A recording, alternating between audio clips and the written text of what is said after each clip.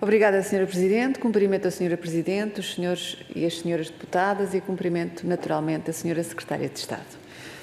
A audição que hoje tem aqui lugar, como já foi referido, a requerimento do PCP ocorre quase um ano depois de ter sido requerida.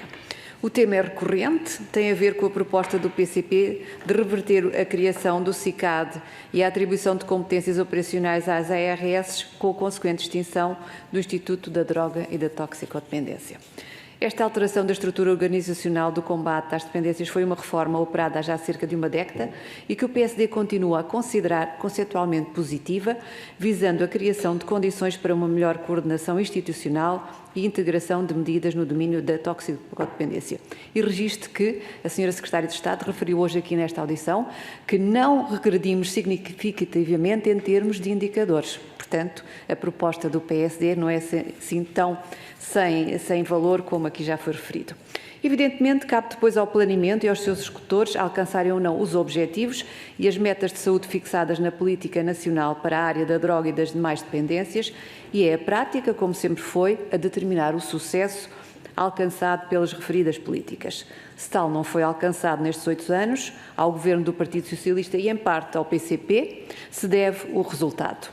Nós, PSD, estamos tranquilos com a alteração efetuada e o Governo do Partido Socialista, se não concorda, já teve nestes 8 anos tempo suficiente para reverter a referida reforma no âmbito dos comportamentos aditivos e dependências.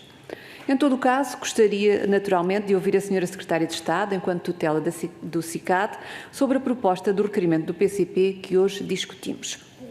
Permite-me, aliás, lembrar que numa entrevista recente o Dr. João Golão, diretor-geral do SICAD, denunciou o que considerou ser uma certa perda de capacidade resultante da transição do Instituto da Droga e da Dependência para o SICAD. Mas o Dr. João Golão referiu também estar a discutir com o seu gabinete uma proposta para recuperar uma estrutura única, idêntica ao Instituto da Droga e da Toxicodependência, afirmando mesmo já ter reunido com Vossa Excelência e ter discutido as propostas com algum detalhe. Pergunto-lhe, Sra. Secretária de Estado, confirma estas declarações do Dr. João Golão? Quais os fundamentos técnicos que estiveram na base da criação da estrutura única a que Vossa Excelência já aludiu nesta audição?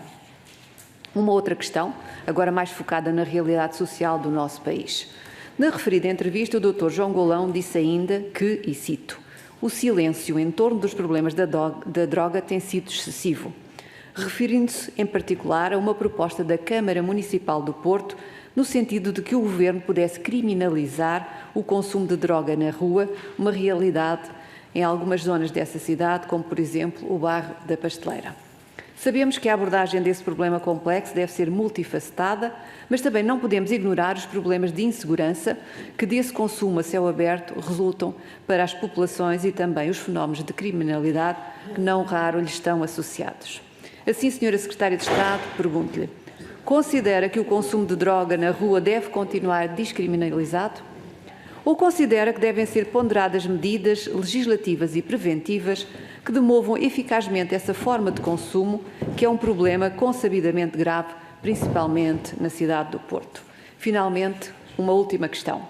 O Dr. João Golão manifestou recentemente a sua oposição à legalização da cannabis para fins ditos recreativos.